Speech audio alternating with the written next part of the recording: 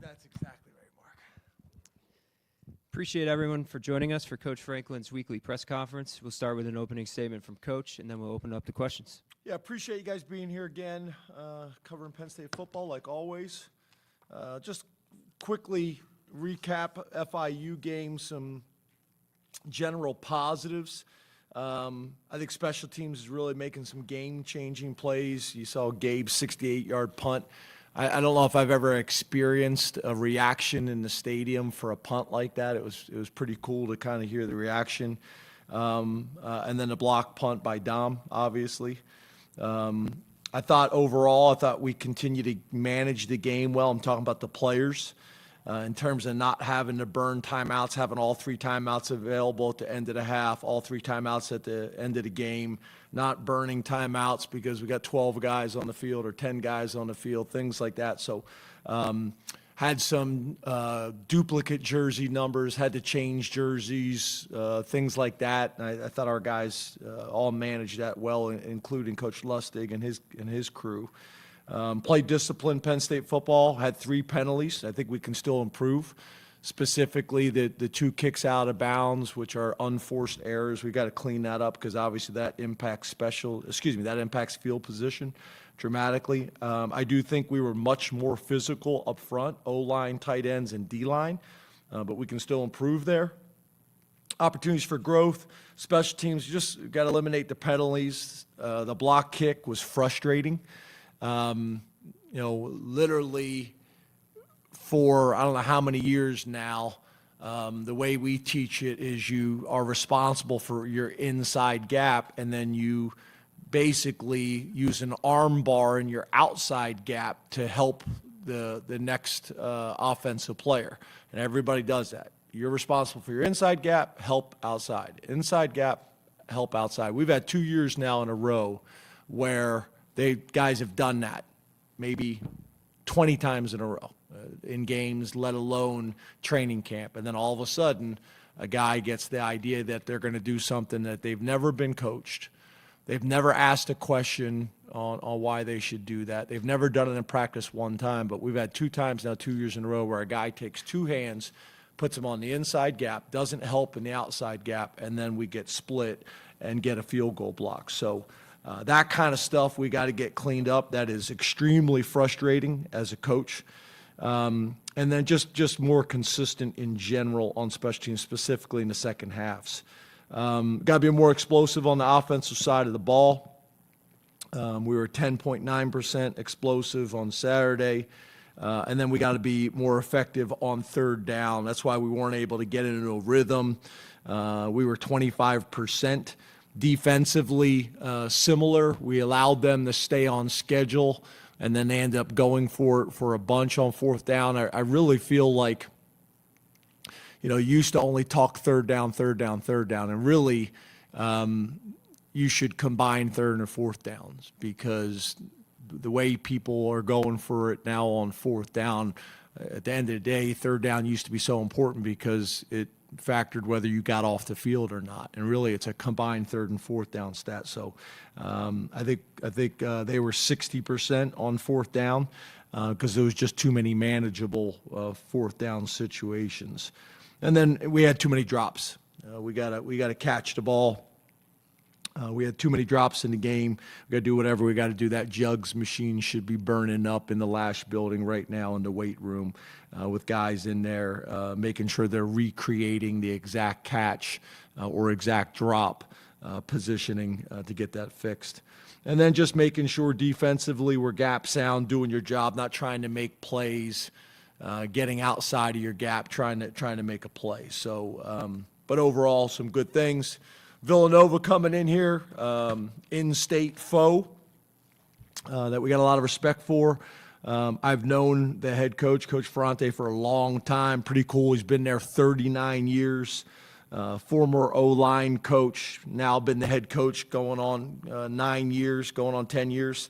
But the consistency that they've had in their program has been awesome, and it's led to really good things for them. When you talk about Coordinator, same thing. This offense coordinator has been there for 7 years now. So there's some experience there. 17 years of coaching college football. They're a spread team that are primarily going to operate out of the gun. They'll use some pistol backfield sets. In terms, when we say pistol, we're talking about the tailback being behind the quarterback. Primarily a zone and gap scheme team. They'll use inside zone, wide zone schemes, quarterback draws, and third down situations. Pass game, heavy RPO team with a little bit of drop back pass. 11 personnel and 10 personnel they'll base out of. Quarterback is a transfer from Nicholls State, Pat McQuaid. Their running back number 24, David Abbott, is a kid out of Frederick, Maryland, is a sophomore. The quarterback's a graduate senior. And then an offensive lineman that we've been impressed with, Stefan Voltaire, who is a senior, 6'5", 315 pounds. Defensively, same thing. Coach Pennypacker's been there for 11 years, 4 years as a defensive coordinator. You guys remember we had Ola with us for a few years. He took over for Ola when Ola left. 3-down scheme. They've stayed with the same scheme by promoting from within. They do a lot in the back half, like a lot of people do. They're going to play middle of the field open, 2 and 4, and try to disguise the 2, and then they'll play cover 1 and cover 3 and try to disguise the 2. Overall blitz about 38%. Linebacker number 31, Shane Hartzell. We've been impressed with him, kid out of Percy. Defensive lineman number 98, Obina Wabodo, senior defensive tackle from New Jersey, and then defensive back number 2, Zamir Dawood, kid out of New Jersey, doing some nice things for him. And then on special teams, first team as the special teams coordinator, Josh Fletcher, because we hired their special teams coordinator, is with us.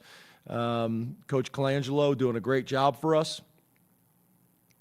And then when you talk about guys that we've been impressed with, they got an ECU transfer, an Australian punter who's older than half of you guys. He's 33 years old, number 0, Luke Larson. And then their place kicker, number 42, Jack Barnum, is also a transfer. So both of those guys are special. Both of those specialists are transfers. So expect a packed house and a great environment here. Looking forward to Saturday, and we open it up to questions. Start with Rich Carcella, followed by Bob Flounders. Good afternoon, James. How are you? Good, Rich. How are you? Fantastic. Hey, James, can you assess the defensive operation through 2 games? What has it been like, seeing Jim Knowles at work up close for 2 games? And secondly, can you assess how Zuriah and Zion played in their return? Yeah, so I'll start with Zuriah. It was just great having him back. Probably played a little bit more than what I wanted him to play in terms of kind of just rep count. But he looked quick off the ball. He looked confident. Mentally looked confident. Physically looked confident. Emotionally had a big smile on his face, was flying around having fun. So I think that was big for us. We're young at defensive end, so that experience and that leadership is important for us.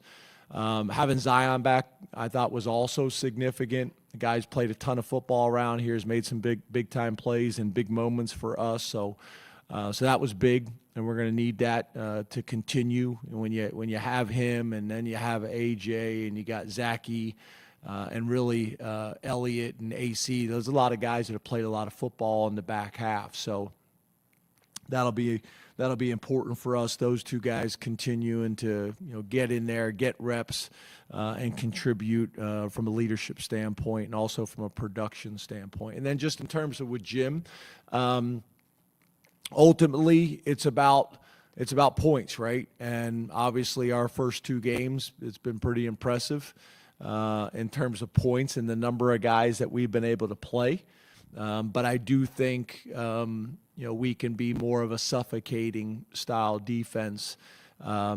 We've given up some yards that I think Jim would prefer, obviously, us being a little bit tighter and reacting. I still think our defense is thinking and not playing as fast as maybe we have in the past. And that's what's going to be important this week. And then obviously moving forward as well is just getting these guys playing fast and confident in some of the tweaks of the new system. So that'll be important for us moving forward. Let's go to Bob Founders, followed by Mark Wogenrich. Hi, James. How are you? Good, Bob. How are you? I'm good. James, you touched on the physicality of your tight ends at the line of scrimmage a little bit earlier. I wanted to ask you just about the blocking of the tight ends and the wideouts in the run game. And the reason I asked that, it looked like on Katron's long touchdown run, they did a really good job of creating room for him, past the line of scrimmage, and the wideouts came across the field there to kind of give him an escort. What's your thoughts on how they perform? Yeah, I thought that was a clinic play. I mean, both tight ends not only had physical blocks, but they ran their feet. A lot of times guys will cover people up and feel like they've done enough. Those two guys ran their feet and ran them off the field, which allowed Katron to really stay away from pursuit. And then he was able to break some tackles from pursuit, and then to see those two wideouts leading them down the field. I think that's probably one of the biggest things that I've noticed already. I think there's been a real change in our wide receivers in terms of their effort in the blocking game, in the run game, blocking in the run game. And I think there's a little bit of, you have to be careful when you start getting into a ton of RPO. It's hard to develop receivers sometimes as blockers because they very rarely do it, right? It's all RPO. So I think that's been a real positive. That's been obvious on film. That if you go through that tape again, there's examples of those guys coming down and digging out the safeties and having some physical blocks. Liam had a pancake block on a safety. Pena had a pancake block on a safety, I think.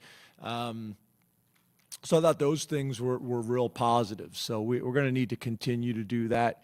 We had some drops, obviously, with Khalil. We get those things kind of cleaned up and removed, then I think we'll feel really good about our tight ends and what they're doing this season. Let's go to Mark Wogenrich, followed by Frank Bodani. Hi, James. How are you? Good, Mark. How are you? Doing well, thanks.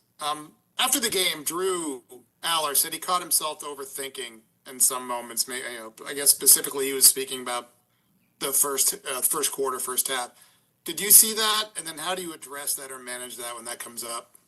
Yeah, I don't know if I would necessarily say I saw that. It's kind of hard to see, what somebody is thinking. But he missed some throws that he normally doesn't. And I think what happens for all these guys, we talked about it in all my end of the year meetings, it's a really important trait and skill for guys to learn, is next play. Next play. No matter what happens the previous play, positive or negative, you must move on. You must move on to the next one. And I think a couple times that happened where you miss a really easy throw that he makes 99.9% of the time, and that frustrates you. And if you're not careful, that will linger. So I thought that happened early in the game. I think he got frustrated with himself a few times, and it lingered. And I think what happens is when you got people that have invested the amount that a guy like Drew and most of our team have invested, that's easier said than done than to move on to the next play and not get frustrated and upset with yourself. But that's why it's such an important trait to learn. No matter what happens the previous play, you got to flush it and you got to move on to the next play. And each play is kind of its own entity, and you gotta make sure you're maximizing it. The only way to maximize it is to be present. You can't live in the past. You can't live in the future. You must be present. So that I did see. But the overthinking came from you guys asking them questions after the game, and then obviously myself and Danny and Trace talking to them after the game about that as well. Let's go to Frank Bodani, followed by Neil Riddell. Hey, good afternoon, James. Hope you're doing well today. You too, Frank? Yeah, thank you. After the game, someone asked you about your offensive line, and you said something about, you thought there was a lot of meat left on the bone.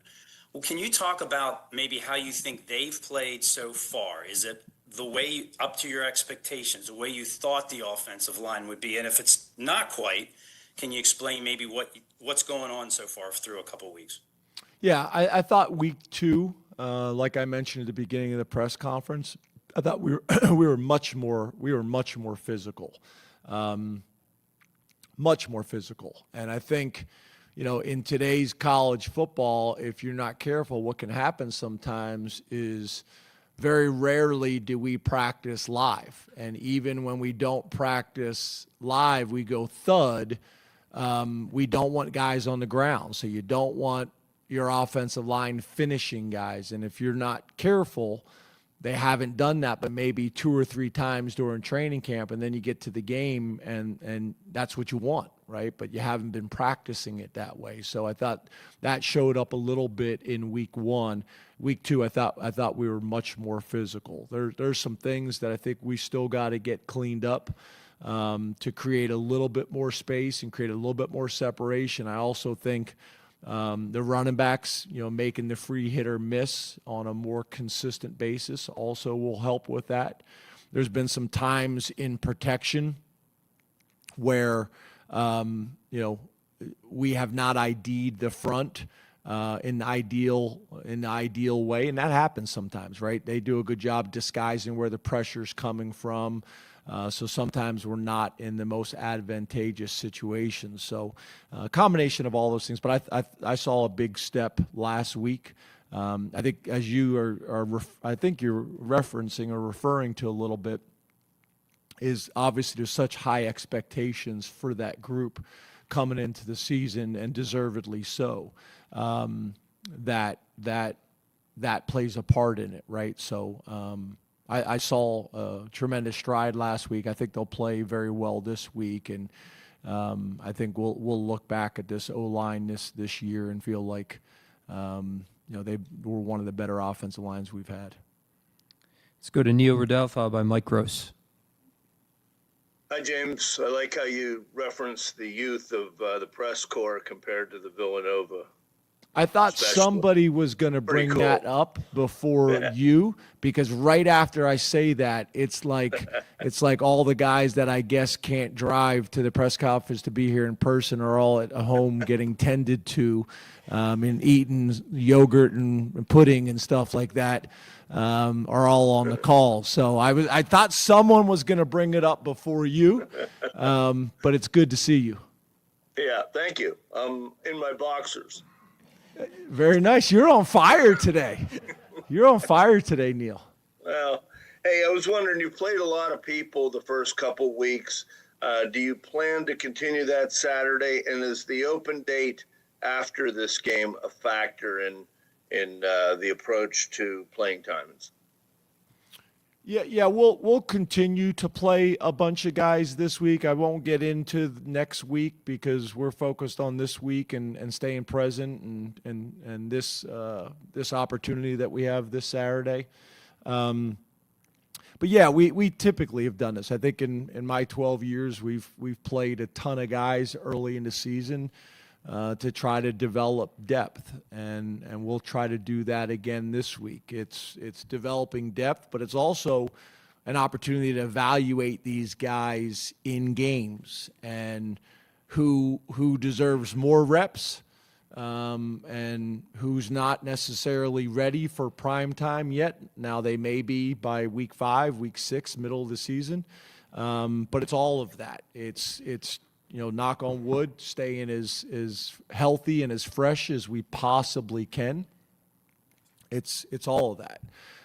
This isn't necessarily your question, but I think it just kind of popped into my mind too.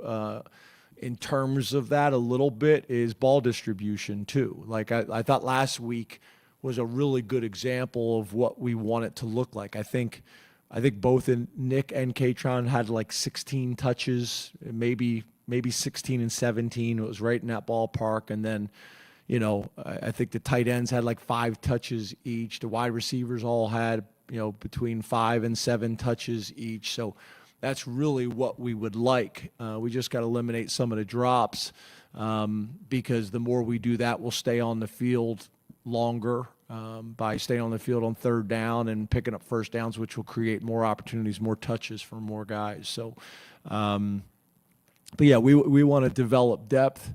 We want to evaluate our roster and see who's ready. And then we want to try to stay as healthy as we can for what we anticipate to be a long season. Last question from Zoom, Mike Gross. Good afternoon, James. How are you? Hey, Mike, how are you? I'm well, thanks. If you talk about, on the one hand, it's hard to win no matter what, 1-0 this week, and on the other hand, you have to concentrate on the performance and the quality of the performance regardless of the result. You know, that's sort of a spectrum there. Take the temperature of your team a little bit for us. Do you feel like how do you feel like they performed the first couple of weeks, and how are they? What's the sort of mood, or is anybody communicating about it? What do you think they think about what they've done? Yeah, we go in each week and grade the film with them and are critical of areas that we need to get better, as a coaching staff, as players, as all of it. And I think that's kind of always the feeling on Sundays and Mondays and even Saturday after the game.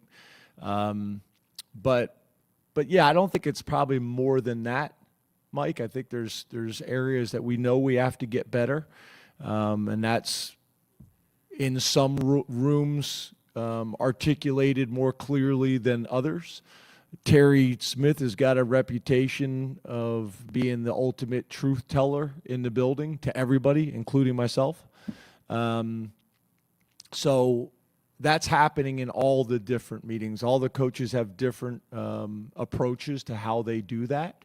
So that's valuable and that's important. So I think our guys feel like we've done enough to win, but we haven't played up to what our expectations and standards are.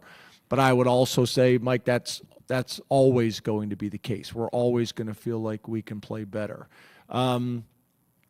What I would also say to you is I'm going to make sure, which is challenging to do sometimes in today's culture and today's day and age, is we're going to appreciate winning. Every Sunday I put up in front of the whole team, when we have our team meeting, all the teams that lost that were supposed to win. And there's a long list every Sunday. And then, you know, as I think we all, you know, need to do from a perspective standpoint, is sometimes we're too close to it, right? So I look at a ton of teams across the country that were in dogfights last week that weren't supposed to be in dogfights. So I think your point is a good one, Mike. It's balance. It's, okay, at the end of the day, winning's the most important thing. Did you do that? Okay, number two, how can you get better and make sure that you're playing in a way that we can build confidence and chemistry to play at the highest level? And then also have a global perspective when it comes to the game of college football, and what's happening week in and week out, and say, okay, we're going to appreciate this aspect, but we also are going to be hypercritical of the areas that we need to get better. And I do think there's a balance of those two things, and I think it's a fair question, and I think it's a good question. Over here on the right, Mark.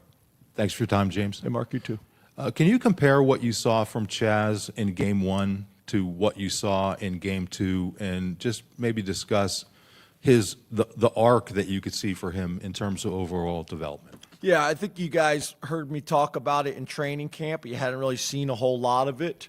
And then I think I mentioned week one, he talked about being nervous, and he was happy that game one was over, so he can kind of get that out of his system. So I think he's just gonna continue to get better. I mean, especially when you think about he's only played defensive end for 2 years. He was a high school quarterback, I think, his junior year in high school. So I think he's got a chance to just take leaps and bounds, each game. I think the other thing is, as you know, he's kind of getting comfortable with the routine.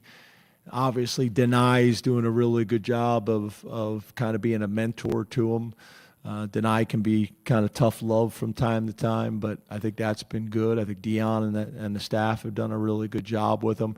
He's also just a really, really humble, hardworking kid.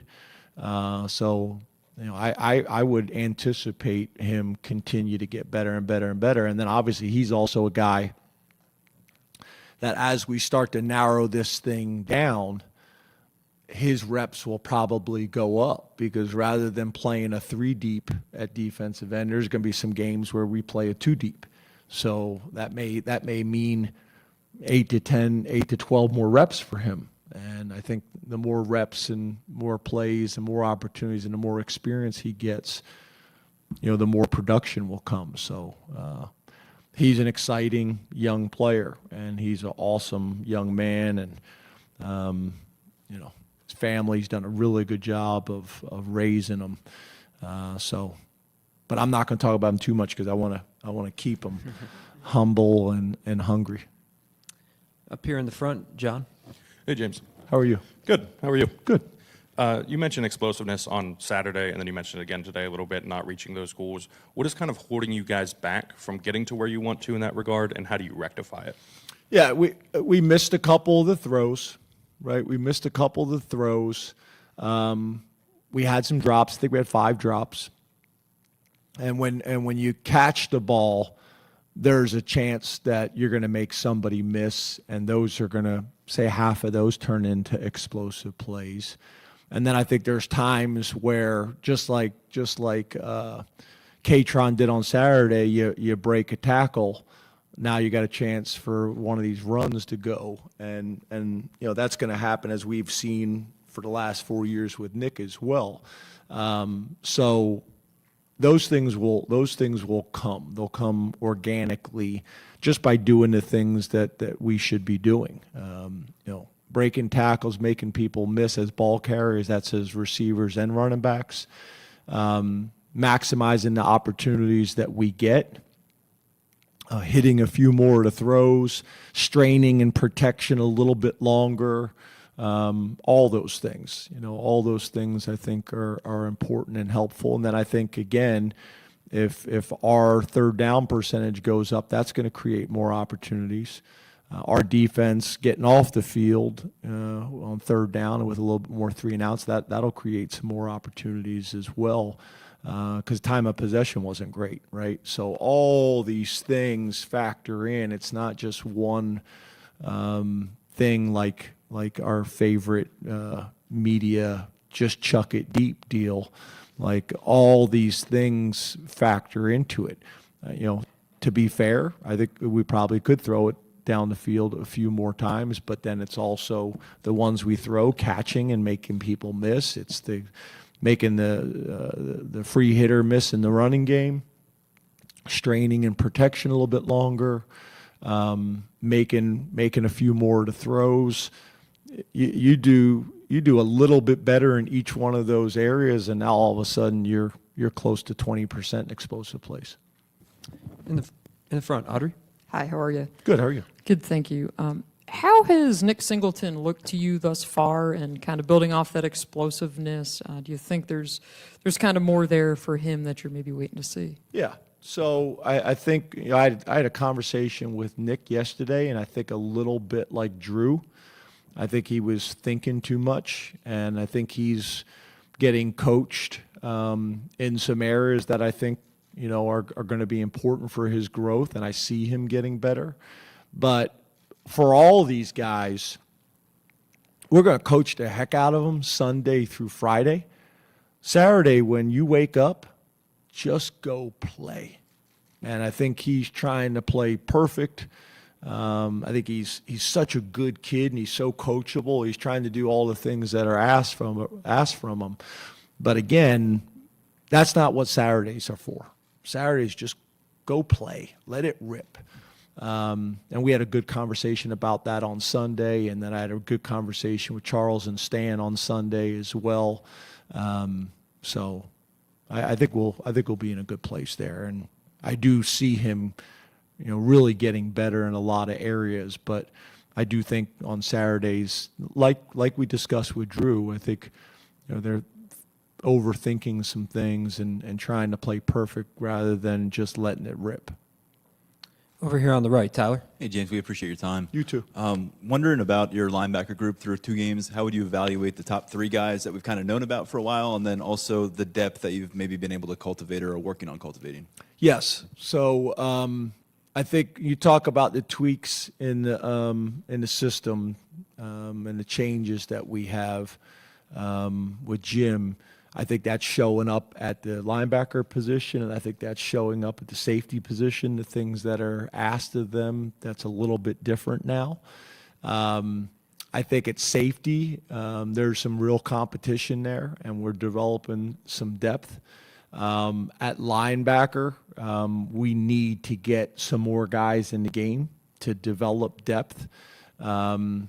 Because there's not enough of that right now. But those 2 positions are challenged the most with the tweaks of what we're doing with the system with Jim. We got to get those guys playing fast and confident, and we need to do that. This week that needs to show up on Saturday, and we got to play some guys. I think I'd also make the argument that's always the position where I fight with the coaches the most about playing guys. Because the linebacker's essentially the quarterback running the defense, and the safeties, like Dex always says, if a D tackle makes a mistake, we got a chance to get it right. If a linebacker makes a mistake, we got a chance to get it right. Corners, for the most part, if they make a mistake, there's somebody behind them to make them right. If a safety makes a mistake, there's nobody left, right? So, but developing that depth is critical. That's also why, obviously, as you guys know, on Sundays we have our developmental squad scrimmages, and we play a lot of guys that played in the game if their rep count wasn't significant. So that's going to be important for us moving forward, getting those guys playing fast and confident and running the defense and running the back half and creating some depth. So if a guy's helmet breaks and he needs to go get his chin strap fixed, that we got somebody else we can put in the game that we feel good about. Way in the back, Caleb. Hey, James, how are you? My man right here is dying to get. No one's giving him any love. He can't even listen to my answers because he's trying to get your attention to get the microphone. Sir. James, how are you? Good. How are you? Good. Kind of following up on that, we talked to Tony after the game as well, and he talked a little bit about Jim's new scheme in the playbook and just called it hard, but also it's a winning way. I'm just curious how you kind of go throughout the season of implementing Jim's defense fully. Do you guys focus in the early stages on, perfecting what's in right now, or how much goes into new install week in and week out? Yeah, I think that's a good question, and I think it's a little bit of both, right? You never go into a game with the whole package in. It's what we need that week to be successful, and some of that is to cause challenges for your opponent, and some of that is to put your players in the best position to be successful. And part of it is, in the past with Tom and Manny, we were essentially a one-gap defense, which allowed everybody to play fast. We were in a ton of man coverage, but that also created some challenges where we didn't have as many answers some weeks, for maybe some of the challenges that we may have in personnel. So we have more answers right now, and I would say our linebackers are now being forced to play in more of a traditional linebacker role. Having to defeat blocks, and where before we could spike and hit a gap and that was your responsibility. So we still have a little bit of that in the system. So it's just it's a different way of playing. So there's some growth that's going on there. But in terms of the system, to your point, not everything will be in any given week, and I think that's where Jim's experience is so valuable right now. I think we're being aggressive with it, but that's where his experience is so valuable, where he's going to say, okay, we're going to do whatever we have to do against Villanova to win the game, but then there's going to be some things that we're also going to put on them that's going to be important for us in the long haul during the season, that they need to get more comfortable and confident with. Way in the back, T. Frank. James, how you doing? Hey, T. Last year we had a conversation about the deep ball and placement on deep balls, where you wanted the quarterback to either put it exactly where he's supposed to or leave it a little bit short for those PI opportunities. Has any of that coaching changed this year? I was just curious if that was part of an off-season conversation or any sort of development for not just your quarterbacks but for the staff. Yeah, no, same philosophy. I think that's most people's philosophy. When you're one-on-one, obviously everybody would love the perfect throw in stride.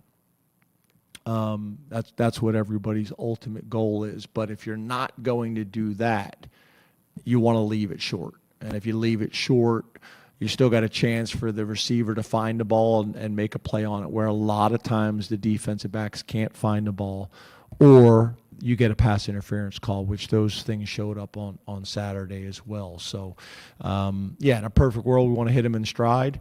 But what we want to eliminate is, okay, you take 5 shots in the game and 3 are overthrows, where if you have a chance and you 3 are underthrown, you got a chance to get an interference on one, still an explosive play on the other. And again, as long as the ball is left with the right location, you can't leave it short and inside on a deep ball, right? You got to leave it short and outside. So those things, I think, are what's so critical, is the ball location, not necessarily the depth of the throw. Still similar philosophy. I mean, that showed up.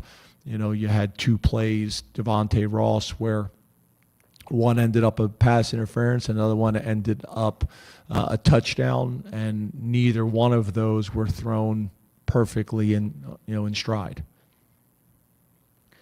In the front, Jack. Hey, Coach, how's your Monday been? Good, you? Yeah, doing all right. Going towards the specialists. They were not going to bring the microphone to you, just so you know. I appreciate it. Talking about the specialists, I think it was Riley Thompson last year. It talked about it was a very self-motivating group, a team that lived by the mantra of attack every session.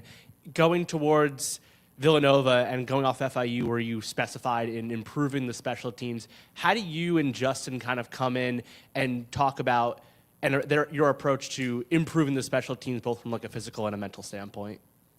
In the offseason you're talking about? Or just in the offseason, but also in a week where you specified that you want to improve on special teams. Okay. When you first said Justin, I was like, who is Justin? Justin Lustig. I know. We don't ever call him Justin. So it's Coach Lustig or it's Stig. So I was like, who's this Justin guy he's talking about? I been a ton of work put into the offseason when it comes to special teams. And then whenever you're able to have all those starters back, obviously there's a ton of confidence that comes from that too. And then I think the other thing that factored into it is Stig knowing our personnel and, what does Liam Clifford do really well? What does Dakari do really well? What does Rojas do really well? Who are the guys that are starting on offense and defense that are also going to start on special teams? Who are the guys that primary role is going to be on special teams and can be really significant contributors there? So it's kind of all of that and putting the puzzle together. And then each week it's, okay, how can we put stress on their special teams and how can we put our guys in the best position to be successful? And then how do we have wrinkles that also break some of our self-scout tendencies that we have too, whether it's in protection. As you guys know in the past, we were a big roll punt team, roll punt team, roll punt team. Well, if your opponent knows that, then all of their block schemes are devised to attack, where the launch point is going to be. So I like what we did this offseason.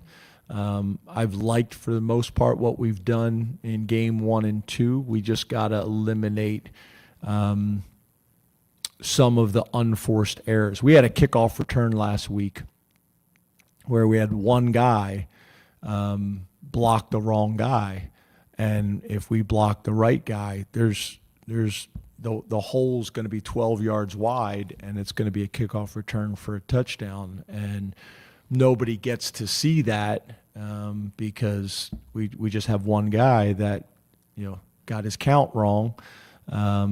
So those are the things that I don't want to be talking about at the end of the season. We got a chance to really capitalize on all these things. Kicking the ball out of bounds, it's an unforced error. Those things, they must be eliminated. The missed assignments must be eliminated so that our special teams have a chance to be the weapon that we think they can be. Got time for one more on the right. Daniel? Hey, Daniel. James, you talked about the ball distribution in terms of, on offense. Luke Reynolds had 9 targets, 7 catches, obviously the most action he's seen in his career from that statistical perspective. How have you seen him make this stride now in year 2 and also build that chemistry with Drew where Drew feels, I think, to trust him in some big spots? Yeah, I think there's a lot of confidence there. There's also the thing that we look at, too, is not just, that they caught it. It's, after they caught it, one of the things that he did is he consistently made people miss, right? So now you're taking some of your own God-given ability and adding to the scheme, adding to the throw. So that factors into it as well. A guy that's going to catch the ball and going to make something happen after they catch it. So, you can't have one without the other, obviously. But I think there's a ton of confidence in him making the tough catch on a consistent basis. I think Hudson's got that reputation as well. And we need more of that. We need more of that. It was great to see Ross show up. Pena did it, obviously, in week 1. And we gotta get all of them doing it each week. Khalil's done that over his career. Didn't show up last week, but we need it. But that's when we'll be our most effective. That's when we'll be our most explosive. When there's a number of guys out there that I think have shown you guys and shown us that they have the ability to do it, and now we need to do it on a more consistent basis. Thank you very much, Coach. Thanks, guys.